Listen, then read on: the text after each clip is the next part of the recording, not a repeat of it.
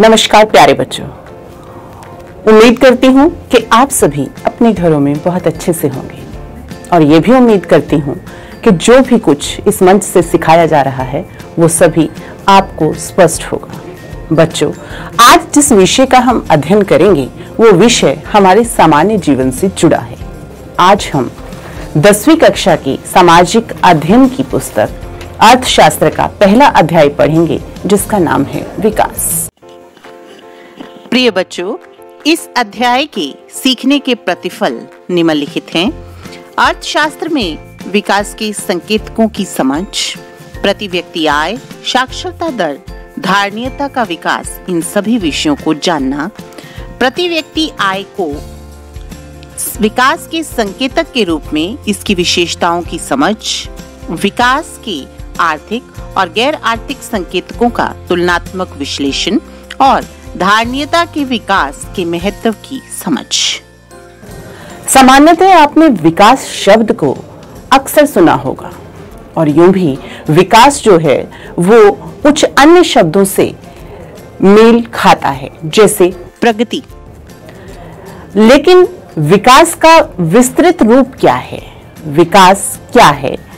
जो व्यक्ति अपने जीवन में कुछ इच्छाएं रखता है या कुछ आकांक्षाएं रखता है, वो किस तरीके से पूर्ण कर पाता है, पूर्ण कर भी पाता है या नहीं कर पाता। आज इस विषय में जब हम शुरुआत करेंगे तो कुछ अलग अलग क्षेत्रों में अलग अलग लोगों के लिए विकास की परिभाषा समझेंगे कि किन व्यक्तियों के लिए विकास क्या मायने रखता है। तो चलिए आइए देखते हैं कि किस व्यक्ति के लिए विकास के क्या मायने हैं।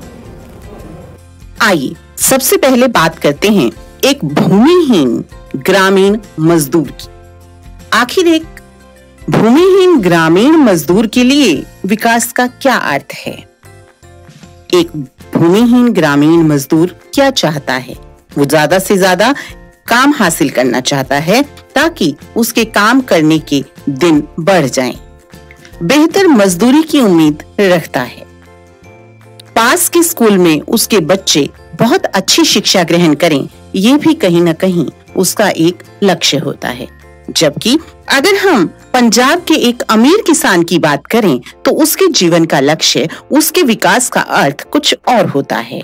जैसे किसानों को उनकी उपज का ज्यादा से ज्यादा समर्थन मूल्य मिले, उनको मजदूरी सस्ते दामों पर मिल जाए और उनके अपने बच्चे कहीं विदेशों में जाकर बस सकें। शहर में पलने वाली एक अमीर लड़की के लिए अगर विकास की बात करें तो वो क्या चाहती है? उसे अपने भाई के जैसे आजादी मिले, वो अपने फैसले खुद कर सके, विदेशों में जाकर पढ़ सके। इन तीन उदाहरणों से आपको ये स्पष्ट हो जाता है कि सभी लोगों के लिए विकास या प्रगति के विचार जो हैं वो एक जैसे नहीं होते। इनमें से हर एक व्यक्ति अलग अलग चीज पाना चाहता है। वो ऐसी चीज चाहते हैं जो उनके लिए सर्वाधिक महत्वपूर्ण है, अर्थात चीजें जो उनकी आकांक्षाओं और इच्छाओं को पूरी कर सकें। जो लक्ष्य उन्होंने अपने जीवन में निर्धारित किए हैं उन्हें वे प्राप्त कर सकें। कई बार दो व्यक्ति या दो गुट ऐसी चीजें चाह रहे होते हैं, ऐसी चीजों की उम्मीद कर रहे होते हैं, ऐसे लक्ष्यों का निर्धारण करते हैं जो आपस में परस्पर विरोधी होते हैं। अगर हम बात करें ऊपर दिए गए उदाहरणों की तो देखिए, एक उदाहरण लेते हैं जिसमें एक लड़की अपने भाई की तरह आजादी और अवसर मिलने की चाह रखती है। भाई उसके घर के कामकाज में हाथ बटाए ऐसा वो आशा करती है, लेकिन हो सकता है कि उसके भाई को यह पसंद ना हो। इसी तरह अधिक बिजली पाने के लिए उद्योगपति कई बार नदियों के ऊपर बांध बनाना चाहते हैं, लेकिन वो उद्योगपति ये नहीं जानते कि बांध बनने से नदी के आसपास के जो इलाके हैं उनमें रहने वाले लोगों की क्या स्थिति होगी।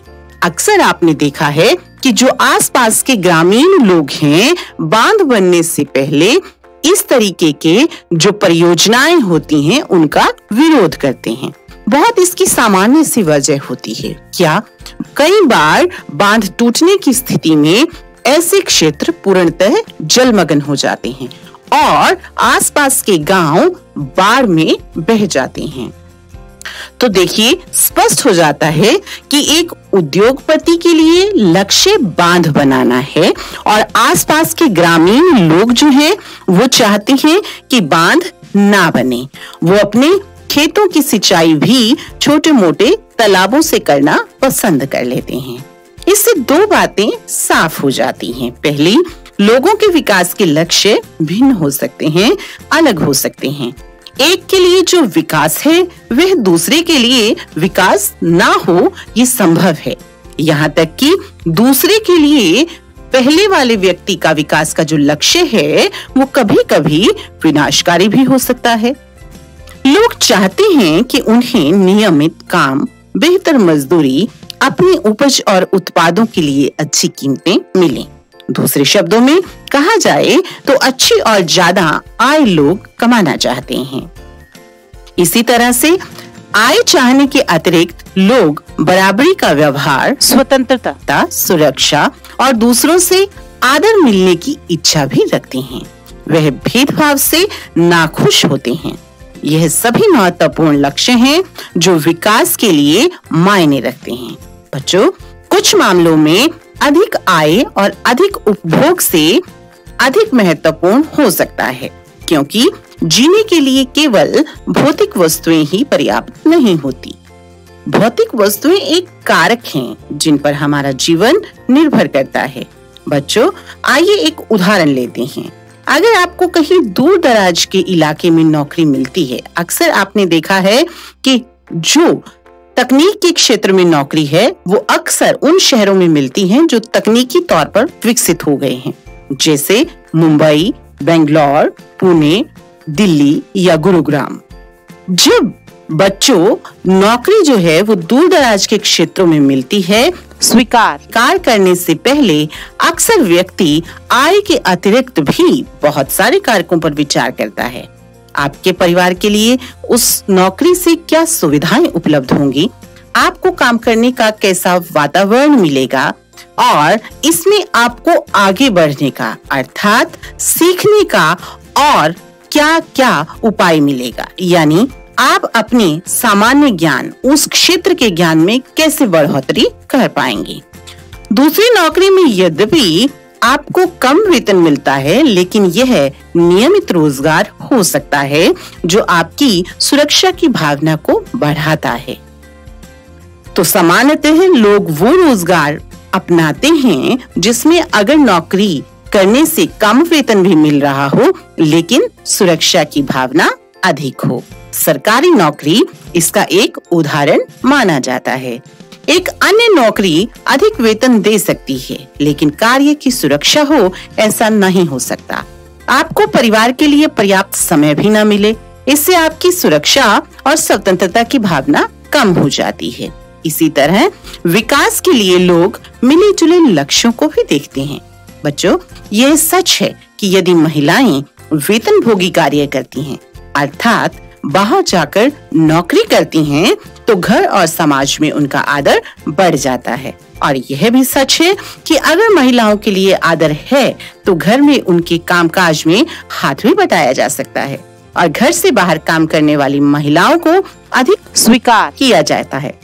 सुरक्षित एवं संरक्षित वातावरण के लिए ज्यादा महिलाएं विभिन्न प्रकार की नौकरी या व्यवसाय को अपनाने लगी हैं। इसलिए लोगों के विकास के लक्ष्य केवल बेहतर आय के लिए नहीं होते, बल्कि जीवन में अन्य महत्वपूर्ण चीजों को भी लक्ष्य मानकर चला जाता है। देशों के मध्य तुलना करने के लिए उनकी आय को सबसे महत्वपूर्ण समझा जाता है। अर्थात अगर हम कुछ देशों के आर्थिक विकास की बात कर रहे हैं तो उसको मापने का तरीका उस देश की आय होती है, क्योंकि अधिक आय का अर्थ है मानवीय आवश्यकताओं को सभी वस्तुओं से अधिक होना। इसी के आधार पर विभिन्न देशों को विकसित, विकासशील और अविकसित देशों का दर्जा दिया जाता है। देखिए, यहाँ से आपको ये बात क्लियर हो जानी चाहिए कि आर्थिक आधार पर हम देशों को 3 भागों में बांट सकते हैं। कौन कौन से? अविकसित देश, विकासशील देश और विकसित देश, जैसे अमेरिका। और विकासशील की श्रेणी में हमारा अपना भारतवर्ष। कुल आय के स्थान पर औसत आय के माध्यम से देशों की तुलना की जाती। तो चलिए अब हम औसत आय के बारे में पढ़ेंगे। औसत आय को प्रति व्यक्ति आय के माध्यम से भी समझ सकते हैं, अर्थात किसी देश की औसत आय कितनी है इसका अंदाजा कैसे लगाएंगे और प्रति व्यक्ति आय का अंदाजा किस तरीके से लगाएंगे। विश्व बैंक की रिपोर्ट के मुताबिक, जो कि 2006 में प्रकाशित हुई, भारत निम्न आय वर्ग के देशों में आता है, क्योंकि उसकी प्रति व्यक्ति आय सन 2000 में केवल 28,000 प्रति वर्ष थी। यद्यपि प्रति व्यक्ति आय तुलना के लिए उपयोगी है, फिर भी यह पता नहीं चलता कि यह आय लोगों में किस प्रकार वितरित है। यानी यहाँ पर हम पढ़ेंगे आय का वितरण।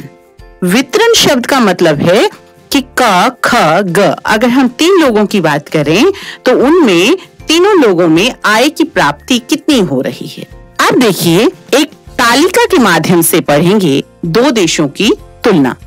दी गई तालिका में एक ही देश के 5 लोगों की आय दी गई है और फिर दूसरे देश के 5 नागरिकों की आय दी गई है। देश क में पहले नागरिक की जो आय है ये मासिक आय है। तालिका के ऊपर अंकित किया गया है मासिक आय रुपए में।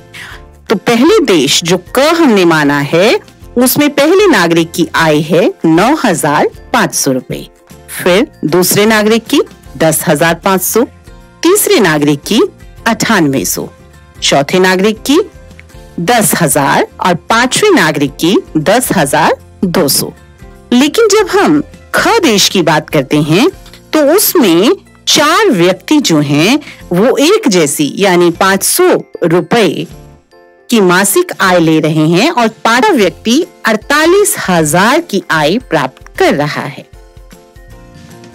इस तालिका से ये स्पष्ट हो जाता है कि एक देश में मध्यम आय वर्ग के लोग रहते हैं और दूसरे देश में आय का वितरण बहुत असमान है, जहां 4 लोग बहुत कम आय लेने वाले हैं, अर्थात 4 लोगों का आय का जो आंकड़ा है वो बहुत कम है, यानी ये गरीब की श्रेणी में आ रहे हैं, और जो 5वां व्यक्ति है वो बहुत अच्छी आय ले रहा है। लेकिन अगर दोनों देशों की हम औसत आय की बात करें तो वो बराबर है। दोनों देशों की जो औसत आय है वो 10,000 बन रही है।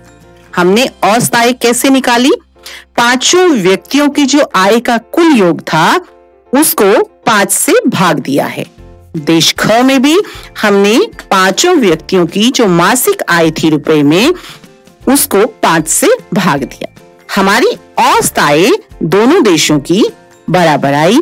लेकिन अगर हम आर्थिक दृष्टि से देखें तो क देश जो है वो विकसित होगा, क्योंकि वहां 5 लोगों के बीच में बंटने वाली आय बराबर है। 5 के 5 व्यक्तियों का जीवन स्तर ऊंचा है। आइए अब प्रति व्यक्ति आय को हम भारत के जिस देश में हम रह रहे हैं उसके कुछ राज्यों की आय के माध्यम से समझें। इसमें हम 3 राज्यों का अध्ययन करेंगे, हरियाणा, केरल और बिहार। इस तालिका में हम वर्ष 2016, वर्ष 2017 के लिए प्रति व्यक्ति आय को हमने लिया है। हरियाणा में 1,80,174 रुपए प्रति व्यक्ति आय है। केरल में 1,63,475 रुपए है और बिहार में यह आय मात्र 34,409 रुपए।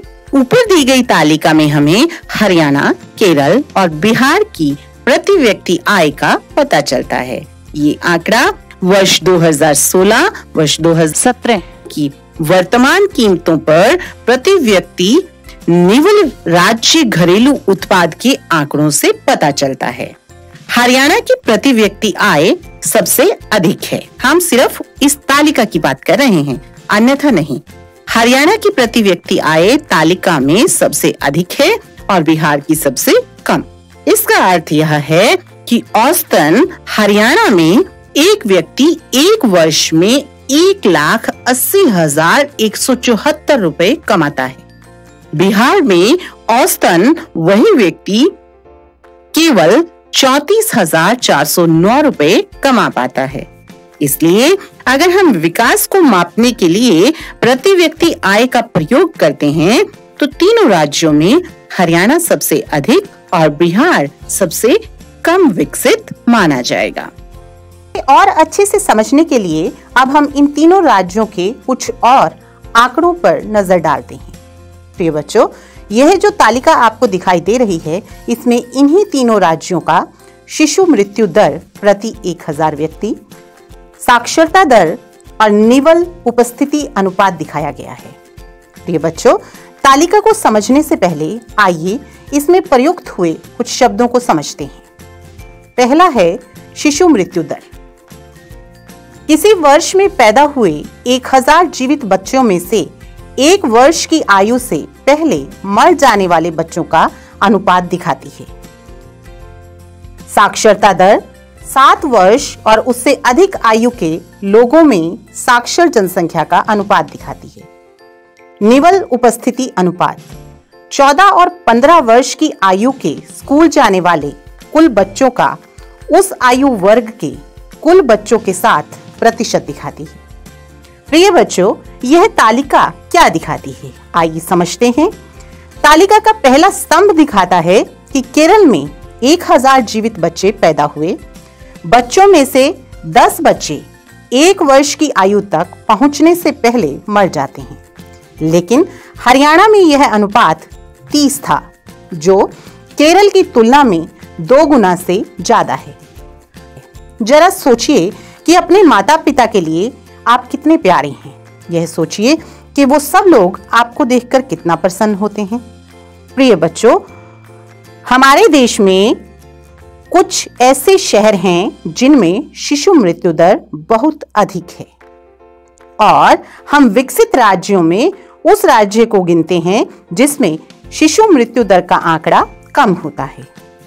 आइए विकास को समझने के लिए उससे संबंधित सार्वजनिक सुविधाओं के बारे में पढ़ें। ऐसा क्यों है कि हरियाणा में औसत व्यक्ति की आय केरल के औसत व्यक्ति की आय से अधिक है, लेकिन इस महत्वपूर्ण क्षेत्र में वह केरल से पीछे है? इसका कारण यह है कि यह आवश्यक नहीं कि जेब में रखा रुपया वे सब वस्तुएं और सेवाएं खरीद सके जिनकी आपको एक बेहतर जिंदगी के लिए आवश्यकता होती है। आइए अब हम पढ़ते हैं बॉडी मास इंडेक्स के बारे में। नीचे दी गई सारणी में आप देखिए कि बीएमआई की स्थिति दिखाई गई है शरीर के मुताबिक। जब बीएमआई 18.5 से नीचे होता है तो वह सामान्यतः कम वजन की स्थिति होती है। 18.5 से 24.9 सामान्य स्थिति होती है। 25 से 29.9 सामान्य से अधिक वजन माना जाता है। 30 से 34.9 मोटापे की स्थिति आंकी जाती है और 35 से 39.9 अति मोटापे की स्थिति में आता है। प्रिय बच्चों, आइए अब हम मानव विकास रिपोर्ट से इसे और अच्छे से समझते हैं। यूएनडीपी द्वारा प्रकाशित मानव विकास रिपोर्ट देशों की तुलना लोगों के शैक्षिक, स्वास्थ्य स्तर तथा प्रति व्यक्ति आय के आधार पर करती है। मानव सूचकांक क्या होता है? मानव विकास सूचकांक इसके आधार पर किसी देश को उसकी गुणवत्ता के आधार पर वर्गीकृत किया जाता है। यह विभिन्न देशों में विकास के स्तर का मूल्यांकन करने का मापदंड है। सन 2004 में भारत का HDI क्रमांक 126 और श्रीलंका का 93 था। विकास की धारणीयता, इससे अभिप्राय है कि पर्यावरण को नुकसान पहुंचाए बिना विकास करना और वर्तमान पीढ़ियों की जरूरतों के साथ साथ भावी पीढ़ियों की जरूरतों का भी ध्यान रखना। इस निम्नलिखित विशेषताएं हैं। सबसे पहली विशेषता, सीमित संसाधनों का विवेकपूर्ण प्रयोग।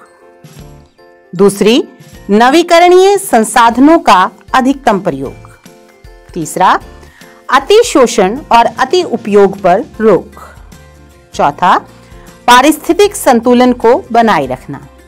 और अंतिम, वैकल्पिक संसाधनों को ढूंढने में मदद करना। वैकल्पिक संसाधनों को हम दो भागों में बांट सकते हैं।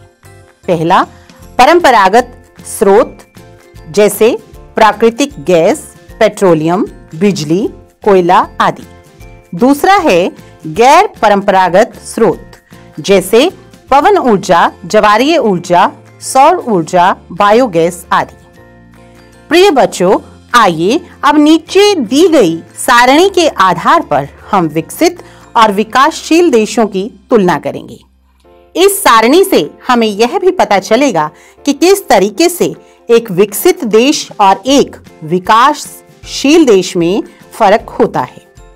सारणी में जो पहला आधार है उसमें हमने किसी देश के लिए उस आधार को अंकित किया है जिस आधार पर हमने देशों की तुलना की है।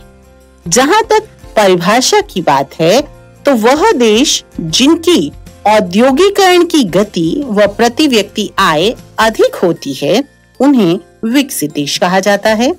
जिन देशों में औद्योगिकीकरण की गति और प्रति व्यक्ति आय अधिक न हो उन्हें विकासशील देश कहा जाता है।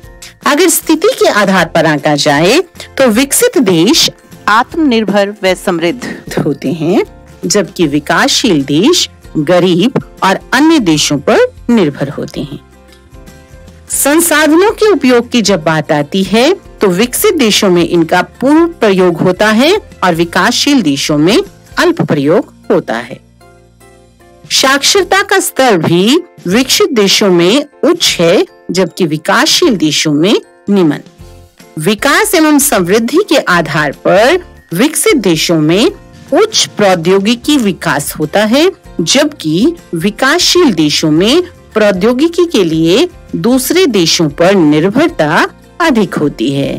अब हम कुछ कमियों की बात करें तो विकासशील देशों में गरीबी और बेरोजगारी उच्च स्तर पर होती है, जबकि गरीबी और बेरोजगारी का आंकड़ा विकसित देशों में निम्न। अर्थव्यवस्था के योगदान की अगर बात करें तो विकसित देशों में तृतीय क्षेत्र जो है वो सबसे ज्यादा भागीदारिता दिखाता है और विकासशील देशों में प्राथमिक क्षेत्र की भागीदारी सबसे अधिक होती है। आय के वितरण की अगर बात की जाए तो विकसित देशों में आय का वितरण समान होता है और विकासशील देशों में आय का वितरण असमान होता है। मानव विकास सूचकांक के आधार पर विकसित देश उच्च श्रेणी में आते हैं और विकासशील देश निम्न श्रेणी में आते हैं। जहां तक सकल घरेलू उत्पाद की बात है तो विकसित देशों में सकल घरेलू उत्पाद उच्च गति से होता है और विकासशील देशों में निम्न गति से होता है। तो बच्चों, पहला प्रश्न है, भारत की अर्थव्यवस्था कैसी है? समाजवादी, पूंजीवादी, मिश्रित अथवा इनमें से कोई नहीं? प्रिय बच्चों, इसका सही उत्तर है मिश्रित अर्थव्यवस्था। दूसरा प्रश्न है, किस क्षेत्र को प्राथमिक क्षेत्र कहा जाता है? सेवा क्षेत्र को, कृषि क्षेत्र को, औद्योगिक क्षेत्र को या उपयुक्त में से कोई नहीं? प्रिय बच्चों, इसका सही उत्तर है कृषि क्षेत्र को। अगला प्रश्न, इनमें से किस देश में मिश्रित अर्थव्यवस्था है? चीन, भारत, अमेरिका, ये सभी? सही उत्तर है भारत। भारत में योजना आयोग का गठन कब किया गया था? 15 मार्च 1950 को, 15 अक्टूबर 1951 को, 15 सितंबर 1950 को या 26 जनवरी 1950 को? सही उत्तर है 15 मार्च 1950 को। जिस देश की राष्ट्रीय आय अधिक होती है वह क्या कहलाता है? अविकसित, विकसित, अर्धविकसित या उपर्युक्त में से कोई भी नहीं। सही उत्तर है विकसित। निम्नलिखित से किसे पिछड़ा राज्य कहा जाता है? पंजाब, केरल, बिहार, झारखंड। बिहार। स्वतंत्रता से पहले भारतीय अर्थव्यवस्था कैसी थी? कृषि प्रधान, उद्योग प्रधान, व्यवसाय प्रधान या सेवा प्रधान? सही उत्तर है कृषि प्रधान। अर्थव्यवस्था कितने प्रकार की होती है? 1, 2, 3 या 4? सही उत्तर है 3। रिक्त स्थान भरेंगे, अर्थात हम देखेंगे कि कौन से रिक्त स्थान में क्या आएगा। पहला रिक्त स्थान है स्वास्थ्य और शिक्षा सुविधाओं की व्यवस्था खालिस्तान राज्य में बेहतर है। उत्तर होगा केरल राज्य में बेहतर है। दूसरा, किसी देश का सकल घरेलू उत्पाद खालिस्तान कहलाता है, ये कहलाता है जीडीपी। तीसरा प्रश्न, सर्वाधिक उच्च मानव विकास सूचकांक खालिस्तान राज्य का है और इसका उत्तर होगा केरल राज्य का। अगला प्रश्न, मानव विकास सूचकांक की गणना खालिस्तान संगठन के द्वारा की जाती है। उत्तर होगा यूएनडीपी के द्वारा। अगला प्रश्न, खालिस्तान में शिशु मृत्यु दर सबसे कम है, तो किसमें कम है? केरल में। अगर सही मिलान की बात करें निम्न साक्षरता दर वाला राज्य बिहार होगा, मिश्रित अर्थव्यवस्था वाला देश भारत होगा, सकल घरेलू उत्पाद को हम जीडीपी के नाम से जानते हैं, मृत्यु दर जो निम्न होती है वो केरल में सबसे कम हमने पढ़ी है। यूएनडीपी कहाँ का कार्यक्रम है? ये संयुक्त राष्ट्र विकास कार्यक्रम है। बहुत बढ़िया बच्चों, आप सभी ने इस प्रश्नोत्तरी का बहुत अच्छे से जवाब दिया। इसका अर्थ यह है कि आप सभी को जो विकास है वो किसी देश के लिए क्या मायने रखता है, एक सामान्य व्यक्ति के लिए क्या मायने रखता है और समाज के लिए क्या मायने रखता है, ये पता चल